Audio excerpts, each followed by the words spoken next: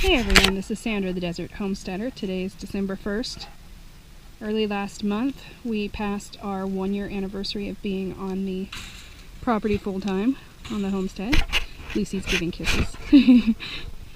So I thought I would do kind of a year in review and what we're looking forward to, mistakes we made, positives, negatives, all that. So here we go. Here we have Lucy. If you can see, she's pregnant again. Yay. This is Mr. Buckley. He's our new stud. Well, I say new, but he's been with us for a little over a month. There's Dante.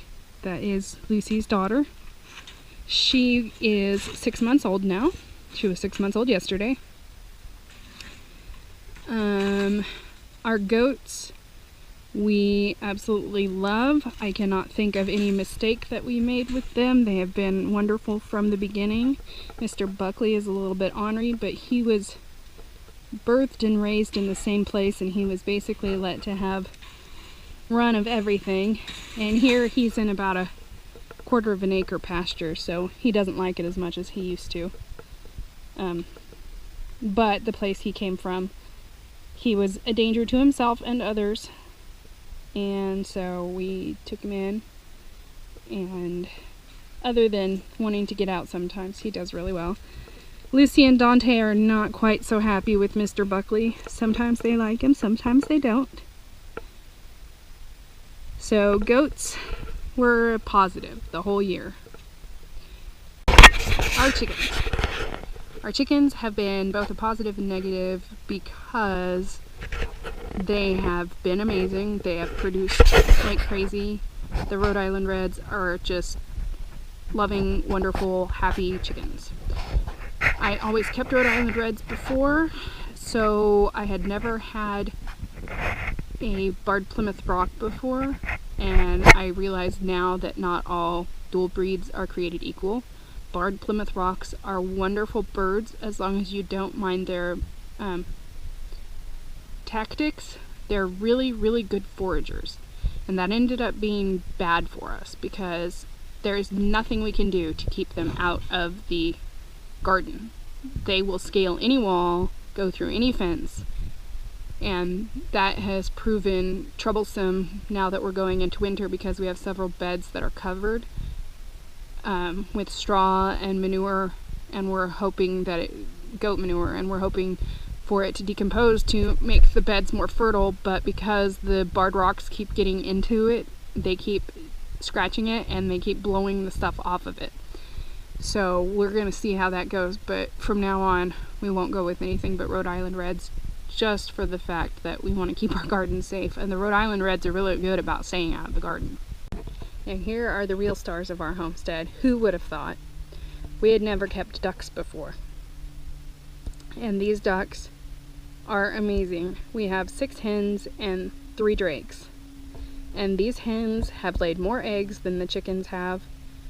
They go about their business doing whatever they want. They hang out with the cat and the dogs. They kind of think they rule the world, so they're not above going and taking carrots out of the dogs' mouths. That's how comfortable they are here. There's one eating her feather. I can't say enough about the ducks. We can let them into the garden when the garden's done, and they'll eat all the bugs, but they'll stay out of the garden unless you invite them in. Of course, a couple times that's been bad for us too, because the gate blew open in a sandstorm and they thought that was an invitation to go in, so they went in there and ate some things they shouldn't have. Not bad for them, but just bad for us because destroyed some stuff. But they are the real stars of the homestead this year. Our only negative with them is that we didn't start with ducks sooner. So here we are in the garden. The garden has been a source of blessing and curse since we got here. First year gardens, in my experience, have always been either really bad because it's a struggle to grow anything, or really expensive because of all the amendments. So we chose to go the really bad way, and pretty much just the best things that we had produced here were onions and corn and chard.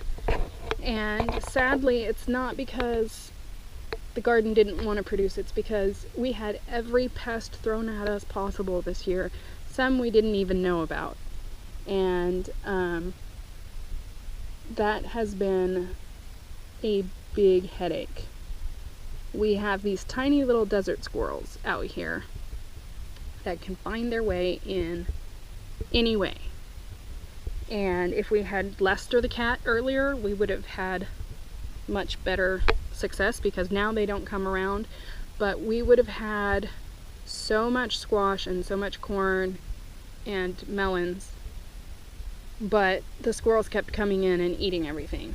Now, we did have probably 50 ears of grain corn that we were able to harvest and use, and we did have a few melons that we were able to harvest and a couple of squash, but the squirrels really did a number on it.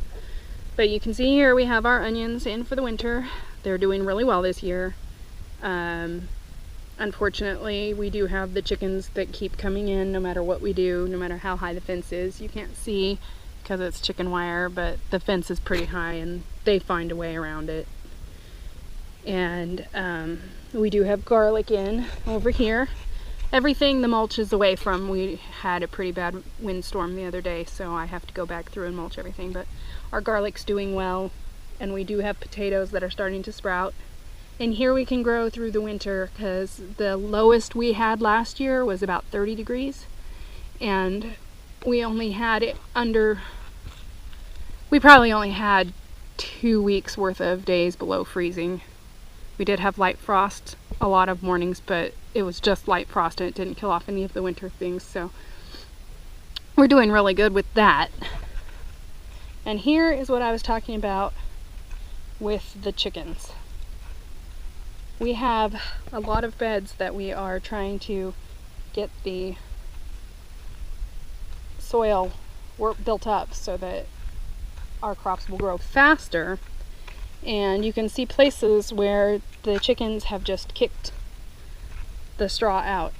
So I have to go back and replace it. There's big swatches where they've just come in and destroyed it. But the ground is actually already getting softer and it is getting healthier. So we're looking forward to that, cautiously optimistic, but we've got to try to control these chickens. So that is the garden in retrospect. And then we have the trees. They're all going dormant right now, which is a good thing.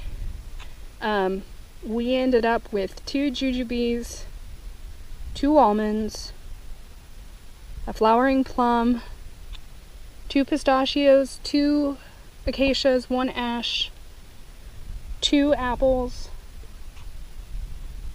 a pear that is we're going to get another pear for that too, and a fig and an olive tree. I believe that's all. Oh, and we did also get a mulberry. Now a lot of these we need more trees to go with, but we did end up losing a couple of trees. You'll notice I didn't say anything about banana or the second fig or the pomegranate, and that is because we lost a lot of trees and grapevines to those little squirrels who could find their way in no matter what we did. We finally ended up taping, we almost lost all of our trees, honestly. We ended up taping the bases of them and putting chicken wire as high up as we could around it and hard fencing in a lot of it. We only had 1 grapevine survive, and like I said, we lost the pomegranate, we lost one of the figs, we lost the banana, and we did lose an almond. We have 2 still. We did have 3, but we lost an almond, and we lost one of our apple trees before we realized just how bad they were. What they were doing was they were getting to the bark and chewing it down and damaging the cambium layer to the point where we couldn't save some of the trees. But trees are doing well. Like I said, they're in dormancy right now. We did get a crop of jujubes, and they were very tasty. And so we look forward to those being even more plentiful next year. And we will be adding more trees. And look, you can see the chicken prints all over the ground. Anyways, so that's our year in review. Now, what are we looking forward to this next year? This next year we will be turning this area. We're going to have one more year of it producing annuals for the spring, but we're going to be building up our perennials, and hopefully this will eventually become an entirely perennial garden over here. We are adding a second pasture. We are going to be adding sheep this year. We also hope to add breeding turkeys. We did have a couple of turkeys this year, and they were amazing, wonderful birds. We did end up losing them. I'll be honest, we ate them, but they ended up having leg problems, so we're going to be more careful about the varieties of turkeys that we get, so that we can have some that like to stick around, or that we want to keep sticking around. We will be adding more trees, and we will be adding more goats. And yeah, that's about what we're doing. Oh, we did have some additions to the homestead as far as hardscape. We had the outdoor oven built, which was very inexpensive and has been a godsend. Let me tell you, you would not believe how good it is for baking bread, and how much fuel we've saved with that. And we're still moving forward with the root cellar. That's taking longer than we had expected, just because the weather has been weird, to say the least. It's not been a normal year. So we're hoping for working on that again this winter when the ground softens up a little bit more. So that's what we're looking forward to. And we are discussing buying another piece of property in the near future. We'll see how that goes. The year update and year review, and we'll see you next time.